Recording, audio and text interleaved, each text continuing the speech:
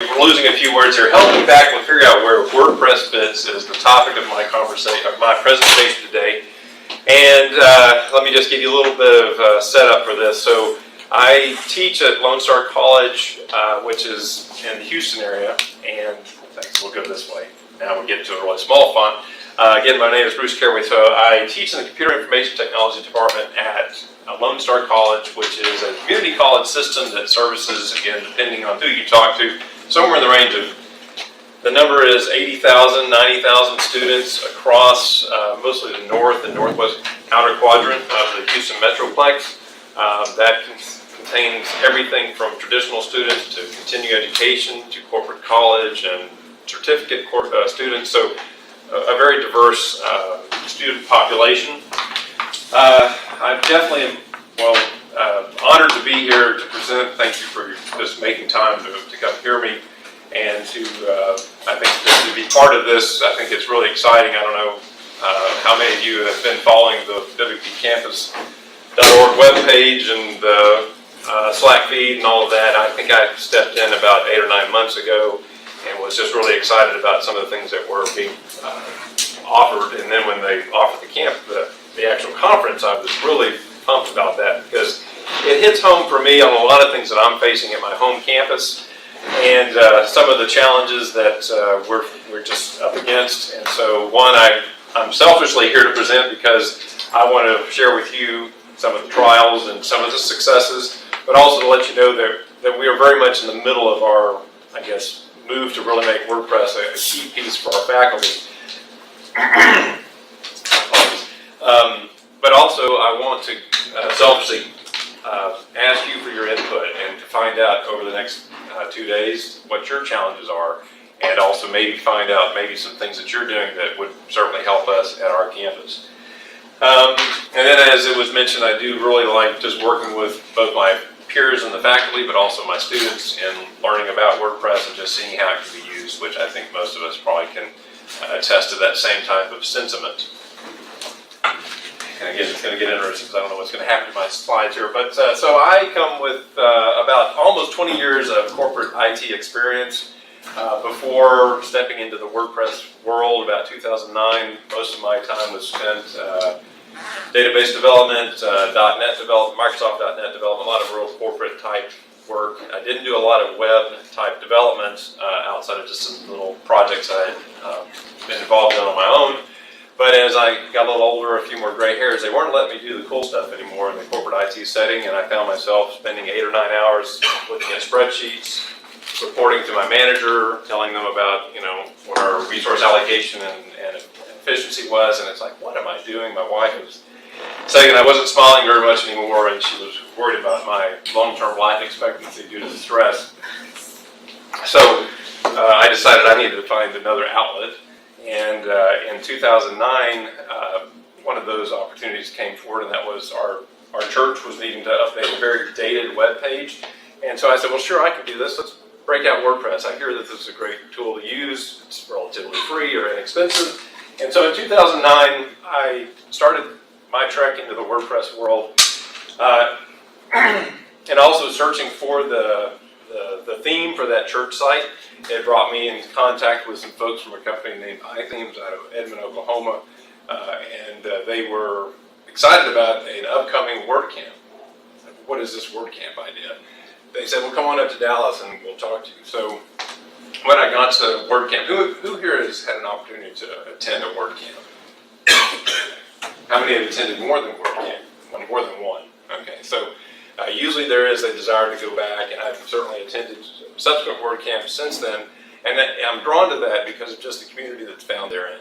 And again, just even in this population here, I'm sure we all come with that love and desire to use a product or a platform like WordPress to solve whatever problems there are before us. So that really changed my career path, and I said, okay, this is where I need to make a change, and I started looking for every opportunity I could to use WordPress because my goal was ultimately to get out of corporate IT. So fast forward to 2011, I had also submitted my resume to the local community college, Lone Star College, to see if I could start teaching in their continuing education department.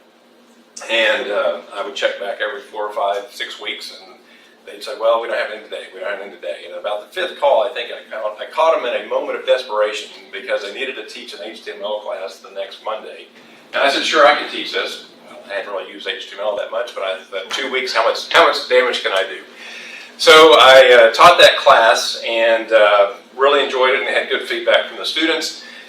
2011, note that the book we were using was published 2004.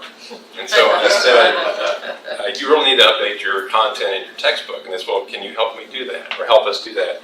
And before I really thought that through, I was subsequently pulled right into the continuing education department there at Lone Star. And we went on to build out, not just that, rebuild that one class, but we also developed a continuing education program that covered 8 different courses. Now we're talking not traditional 16-week courses, but usually night school, 3, 4, 5-week duration. And we put together a program for what we called the Web Developer Fast Track. And it consisted of 2 HTML classes, 2 Photoshop classes, a special topics class on the topics of SEO and web design. But then in my selfish goal was also we had 2 WordPress classes that we offered. And those were certainly met with a lot of smiles, and we had students coming in who, like I think even Ty mentioned in his class, he has a lot of non-traditional students who are afraid to use the computer. They're afraid that they're going to break something, and when they could get into this course, start using WordPress and to see, well, yeah, I can break it, but it's real easy to fix it, and I can have the power.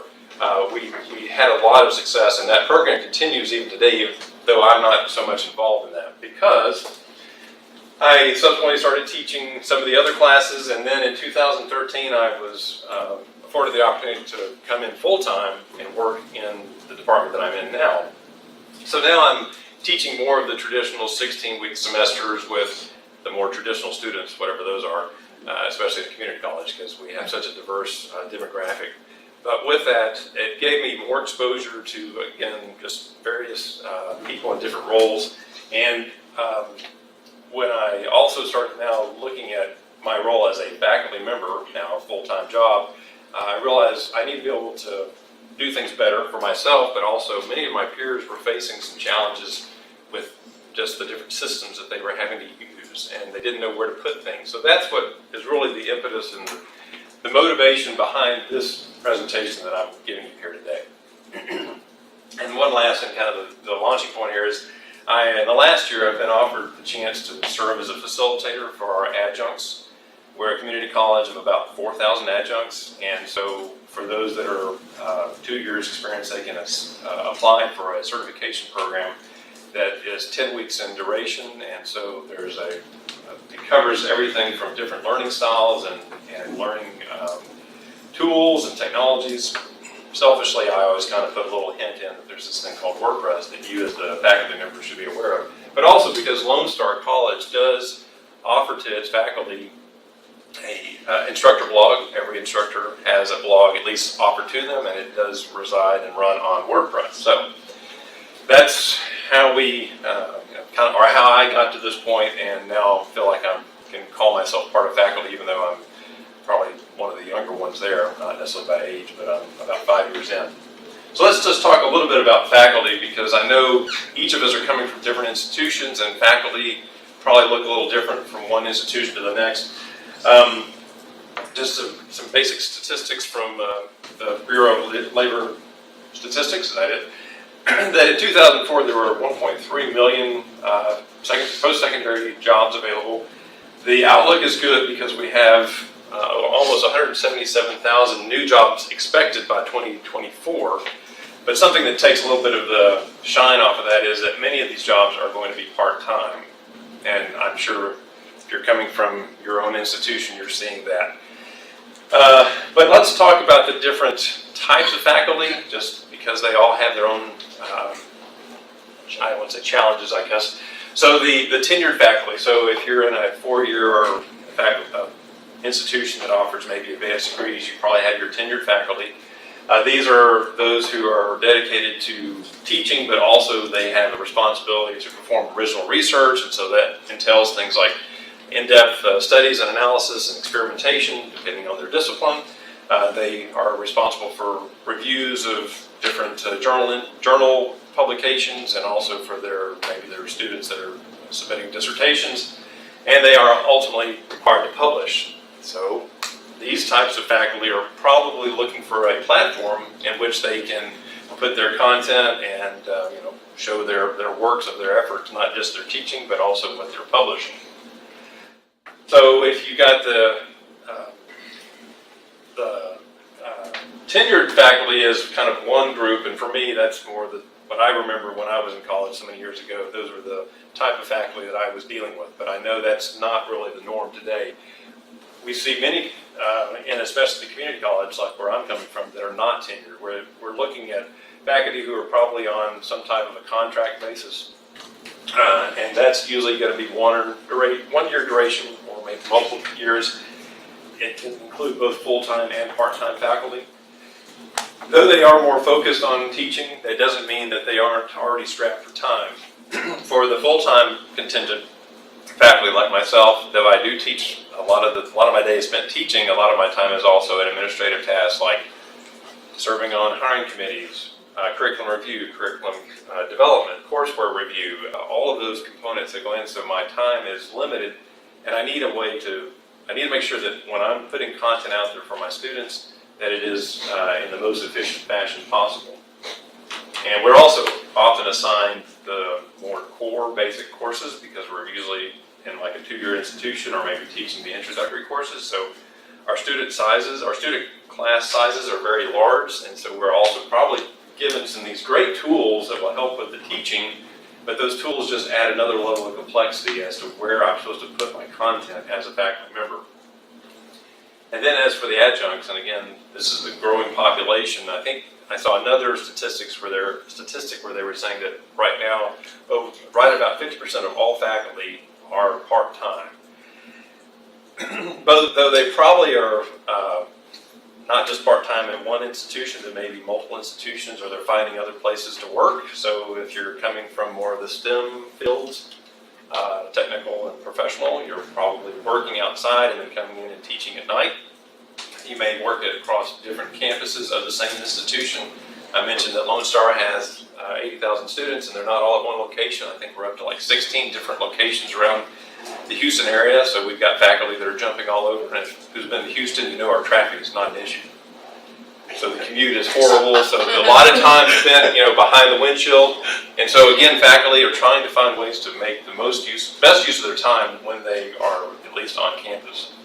They may also work for multiple institutions. Again, in a large metropolitan area like Houston, we've got faculty that teach at Lone Star, that may teach at Houston Community College, and may even teach at one of the larger University of Houston. So they're moving across different systems, institutional systems, and with that they are dealing with different systems from an IT standpoint.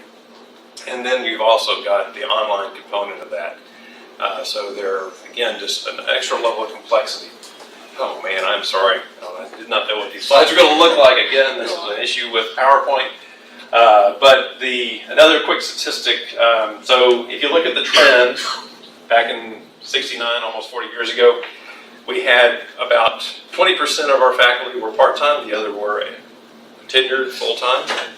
And that is almost inverted now. We're looking at 75% of our faculty are in that contingent role, which does consist of both the part-time and the full-time, but they are no longer the guaranteed positions that the tenured faculty have had over the years.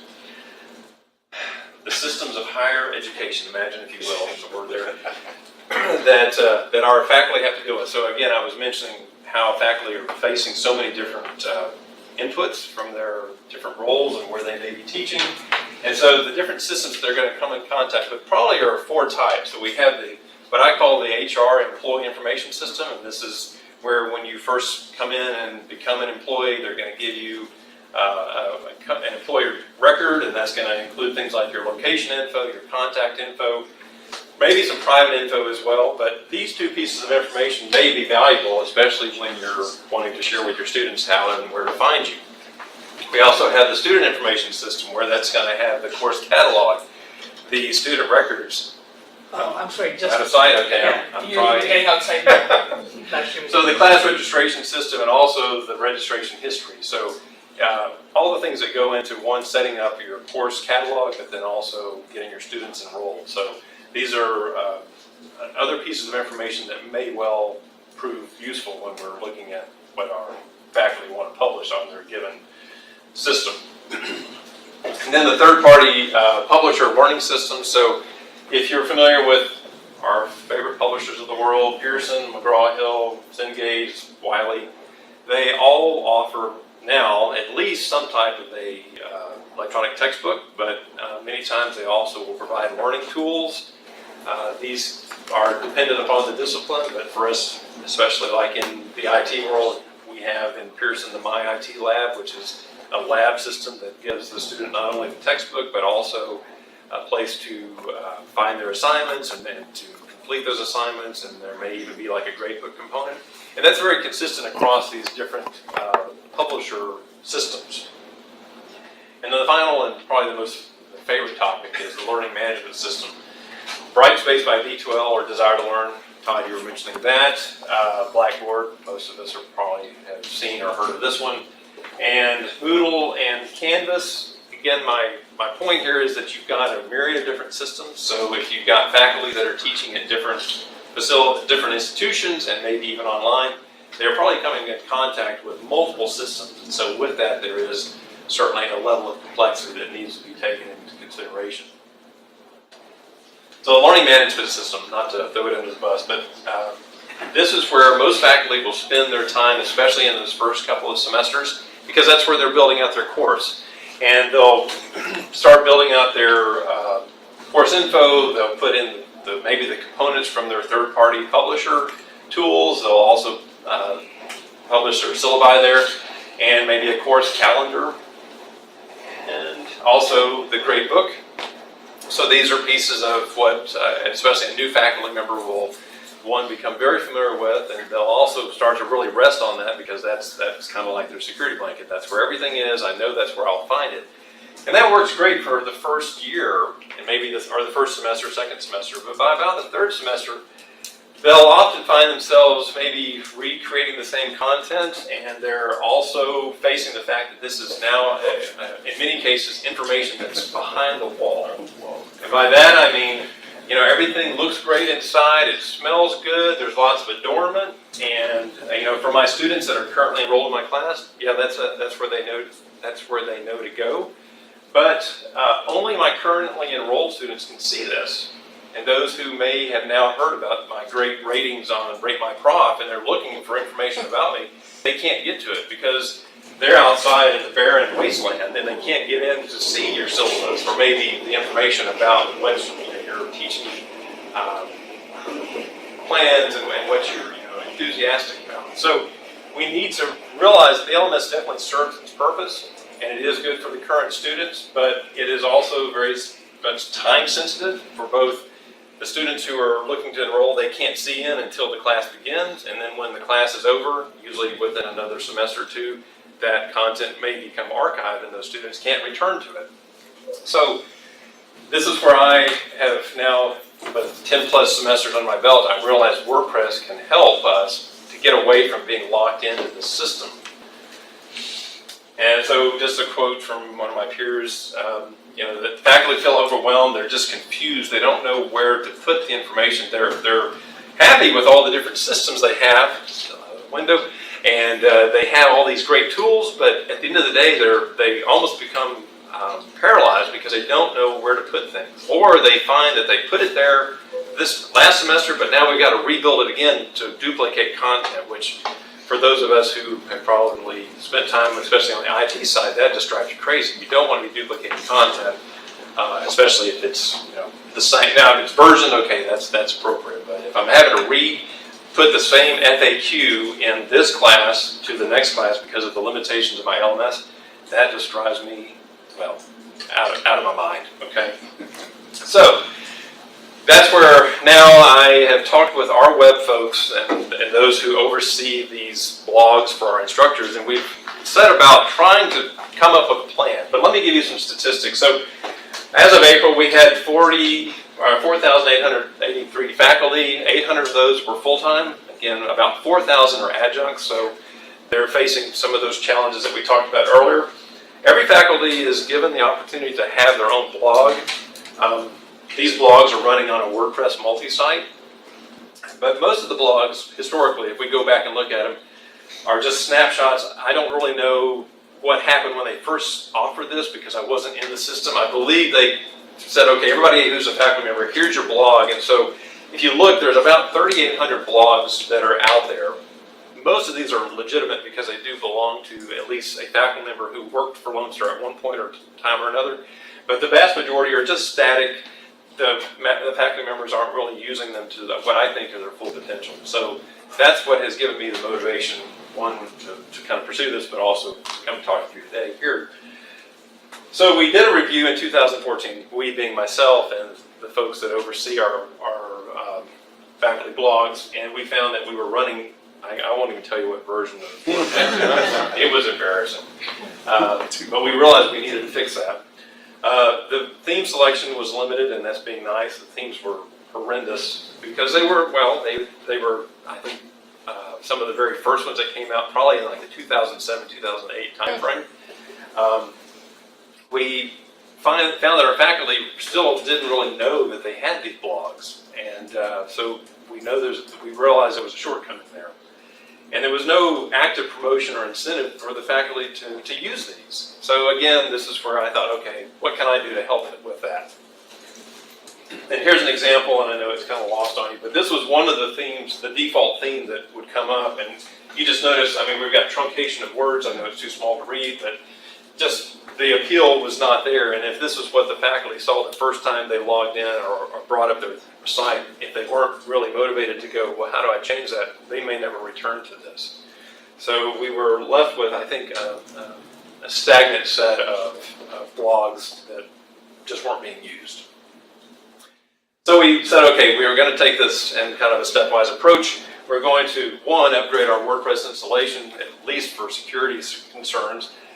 We want to add at least 1 or 2 responsive themes because we know that our students, again, remember, I'm talking about building a blog that the instructor is going to publish and then give to their students, and we know most of our students are not necessarily working on a big screen, but they're working on a device like this. And so with the smaller screen and the different orientation, that needed to be a responsive theme.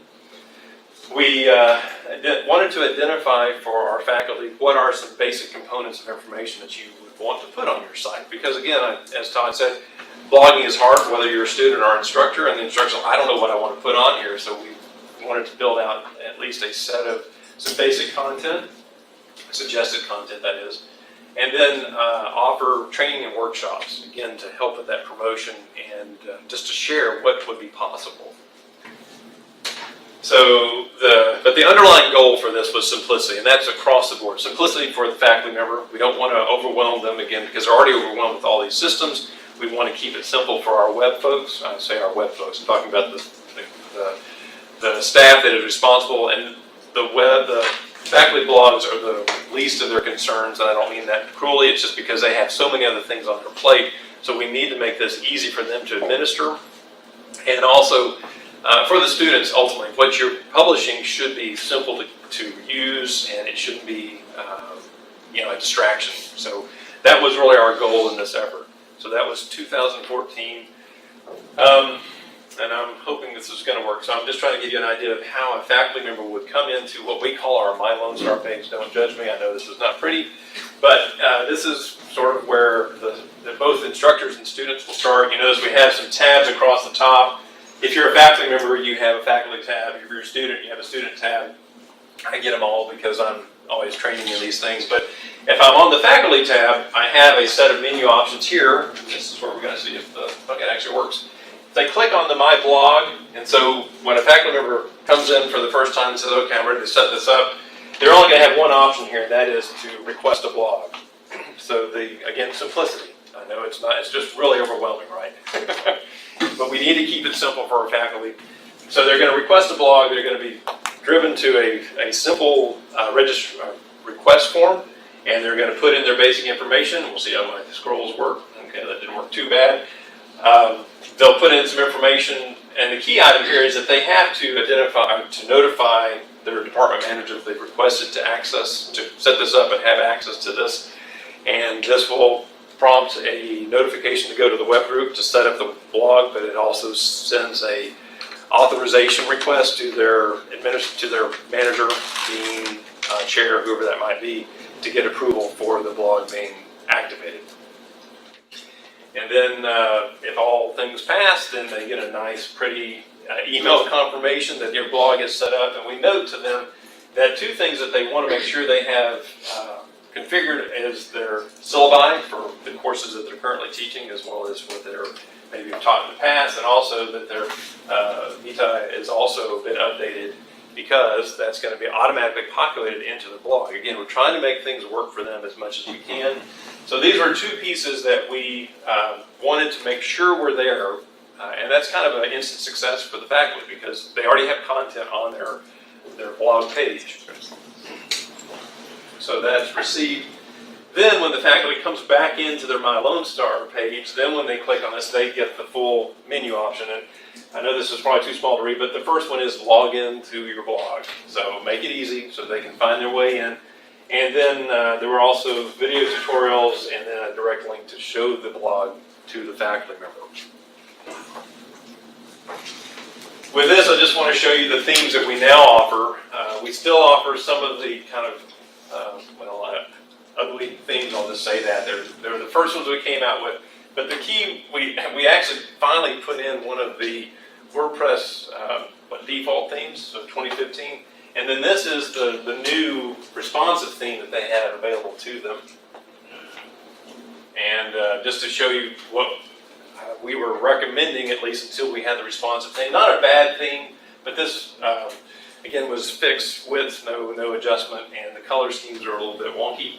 And then fast now, with that same content published in the responsive theme that we have, a little cleaner, maybe a little stark, I don't know, kind of depends on what you like, but our faculty really, those who are looking at this are like, well, that's really nice. And it is responsive, so when you get to the narrow screens, this content will move and shift, as you are quite familiar with now. Note too, though, that we have a link to the syllabi, the current semester syllabi, and also the vita. So if you click on this link here, you're going to, some scrolls here. So when they click on the syllabi link, they'll actually be driven to the published syllabus, because at our college, and I guess at many colleges, we still have to have a separate document that is the syllabus, but we've at least provided a direct link, and this is, again, helping our faculty, one, because they don't have to necessarily repost that content. They just, if they put their syllabi into the proper place back in that HR system, this will be automatically linked on their page. And similarly, the vita, if they have published that through our HR employee system, when you click on that link, that will bring up, it's not very pretty to look at, but it is the content that they have already entered. So the goal, again, is to get away from having the faculty to have to, one, enter content twice or multiple times, but then also have to maintain it across different systems. Now, this doesn't prevent them from maybe creating a nice, aesthetically pleasing CV if they want, but we're trying to make it simple. We're trying to give it to them automatically, but at the same time not overwhelm them with a lot of content. So that's kind of the first phase. Well, okay, so typical, and then talking about some other items that we're looking at. Syllabi we've got, the vita we've got, the courses taught, kind of their history. Again, thinking about this being something that an instructor can use to promote themselves and say, these are the courses I've taught. So we're looking at a way to link back to the courses, just at least for the course description. We're not giving full access into the full course learning system, or what would be found in the learning management system, but more just an introduction to what courses they've taught. An FAQ. I'm a big believer in these, and using D2L, I've tried to use their FAQ, and it drives me crazy because I literally have to recreate the same FAQ in the same semester from one section to the next. Bad idea. So I'm looking at putting this into my own blog, but also I'm really suggesting to our web group that we include an FAQ plugin. There are several out there, but we might even just craft one for ourselves. Discussion forums. Now, this is one that I've been working with one of my fellow faculty. She's using the discussion features of WordPress in replacement to the D2L discussions, which are bad. And she's found that those have been fairly well accepted, and students like the fact that they can just get right in and they can post and have conversation about whatever the topic is at hand.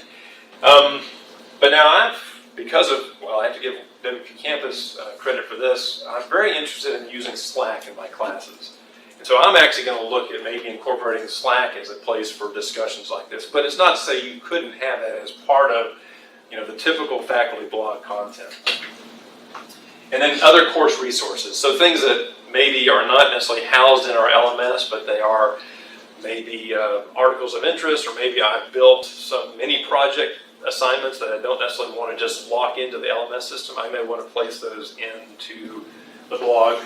I'm still not sure how much I want to put of the actual courseware into my blog because of the fact that that may be something I do want to have a little bit of regulation on, because I may not want the next student group to know about it until they get into the semester. Not that I want to be one of those that just parcels out content at a time, but there is a justification for maybe securing certain assignment information until the semester starts. And then again, part of my reason here today, selfishly to attend, was to also talk with you and find out what you may be putting into your faculty blog. So again, look for me through the rest of the day and tomorrow. I'd be really interested to hear about that. And then I also just wanted to point to keeping it simple. The only two plugins, and I'm not even sure why we have the optimization plugin available to the faculty members, but they did include LaTeX for WordPress. So for those who I guess are needing that publication tool for math and equation generation, but I don't use that. Anybody here has done this or used that? I'd like to hear a little bit about your chemistry experience. teacher. Chemistry, yes. So especially in the technical field. So because that's something I'm not first on, but I feel like I need to know a little bit more as we talk to our faculty members.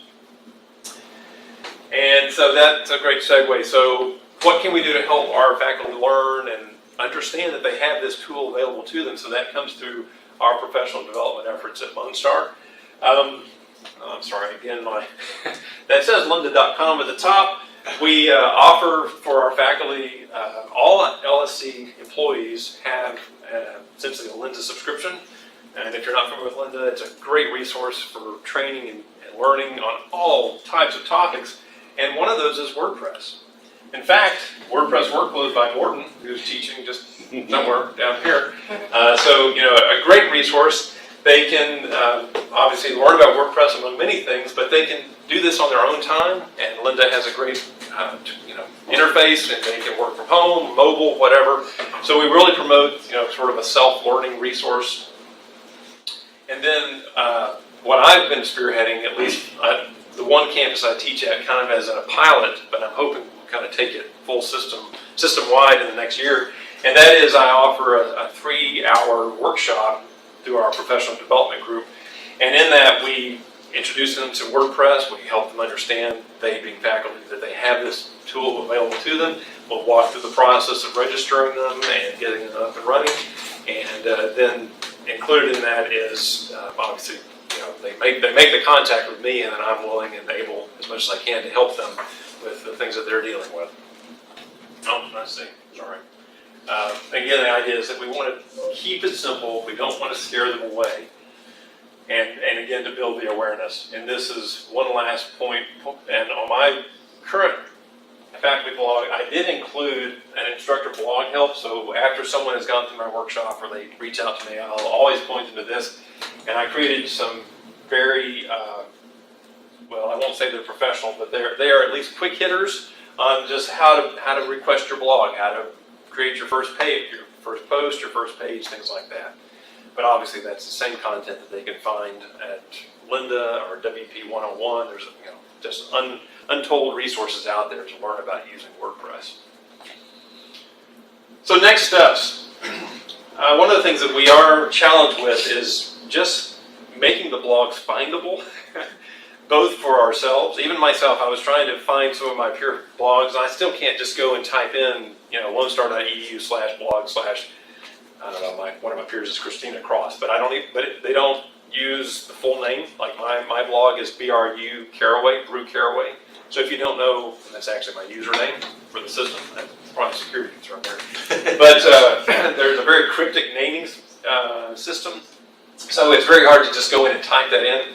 They are visible, I guess, to the search engine, so you can find your way if you do a general search, but from a system standpoint, we are very much lacking in that. One of the things that's ongoing right now, and I was really hoping before the conference we were going to have this in place, but we're still about four weeks out, and that is our departmental web pages across our system are in a full rewrite, and one of the things they're looking to do is create a nice listing of faculty, and then from that faculty member's entry, there will be a direct link to their blog. That's at least what's proposed. I have yet to see it work, but I'm hoping that that will be there, because that would help most of our students. When if they can at least find their way into the departmental page, they could then get to that faculty member and find the blog for that faculty member. We also need to just continue to improve the aesthetics, improve the themes that are offered, but also the content that we're auto-generating or auto-populating, like that, the vita that I showed you earlier in the syllabi. They're not exactly the prettiest to look at, and so I'm proposing that we improve on some of the ways that content is presented.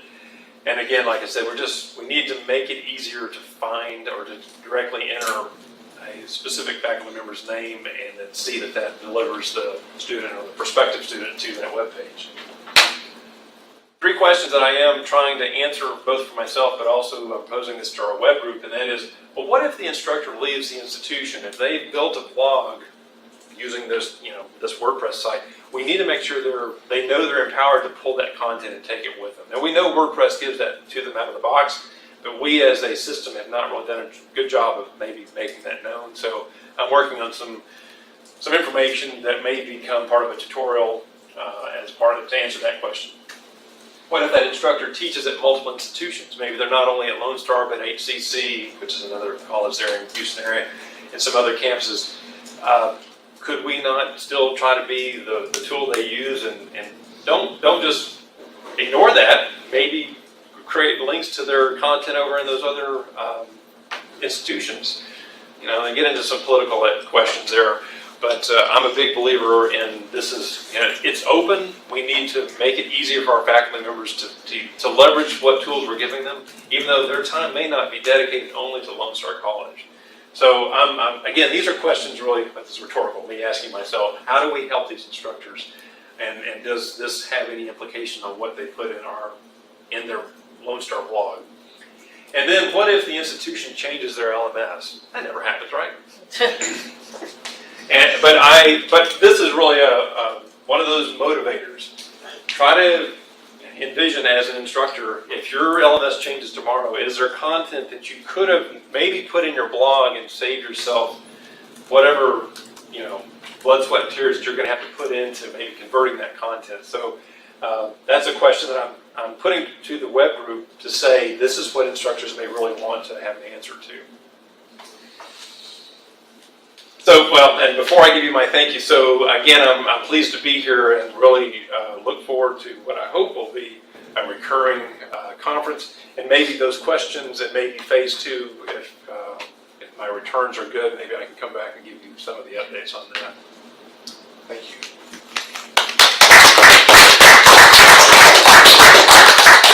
Questions? Yes, sir. I have one. Thank you for this. I was interested and curious to know about the system that you mentioned, that you have a way to automatically pull their weighted or the syllabi from your HR system all the way to the new blog being created. Mm-hmm. Is that something being done manually? Is that being done something automatically? That's a good question. So the question is, for those auto-populated content items, that's what I'm calling them, the vita and also the syllabi, that's happening beyond my purview. I don't really know how they're doing it, but it was something that they did, and I have to give them credit. They did this even before I came in, but we just wanted to better position it. That's one of the things that I've been trying to help them with. As I understand it, so that information, what I call the kind of their employment record and their vita and their syllabi is housed in our PeopleSoft system. That's what we run. And I don't really know much more beyond. It's just, one of the records that's there. They tie into that system, and it's essentially just a link to that. Though, if you ever looked at the PeopleSoft link system, I don't know. I'm glad they were able to do it because I don't know how they figured it out. So sorry, I'm not really giving the answer. I know it's there, maybe I should find out more.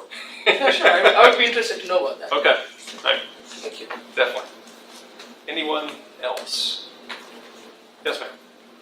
When users or faculty request the blog and they have to get it authorized by their department advisor? Authorize, and I know I said that all faculty members are offered a blog, and I think it's more just an awareness that that blog is enabled. It's not like they're going to cut them off.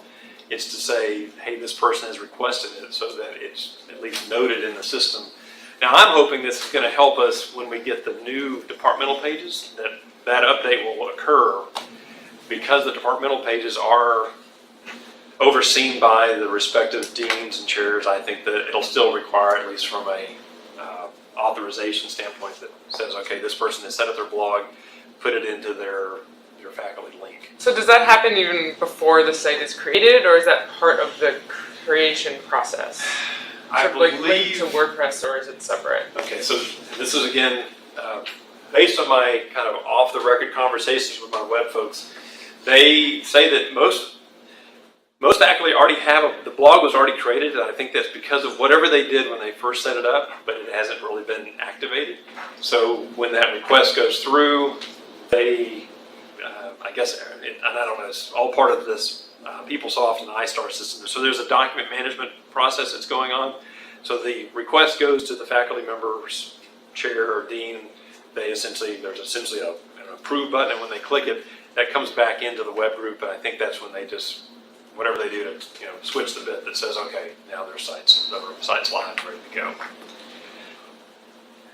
Anyone else? Do you have any systems in place for content auditing to, catch those blogs that have just been left to rot? I don't believe so. Because when I was asking for the questions, and it was how many active blogs do we have, they were not real sure how many of those were. They couldn't even tell me when the last updates had occurred, but I guess they do know which ones were made through this request form. So those were the ones that they said were legitimate. But no, we're lacking in that area too. Just some auditing and really for the cleanup, I think, going forward. Todd, I think you had a question. What about multiple syllabi? Will it pull, if So- someone's teaching three what- classes, right? Will it pull all three in? How does that So work? the question is, what does it do about multiple syllabi? So this is what I would say is a shortcoming. It only links to the syllabi for the current semester. So if they have 3 courses, they'll have 3 links there for the courses that are to be taught. But as soon as we roll to the next semester, those drop off and fall away. And that's part of that course information that I want to maybe provide a link to, so they can go back. So a student can come in and say, okay, what have you taught? They can see those courses, and then if that instructor has published the syllabus for those, then those should be available. And I think I'm out of time. Thank you.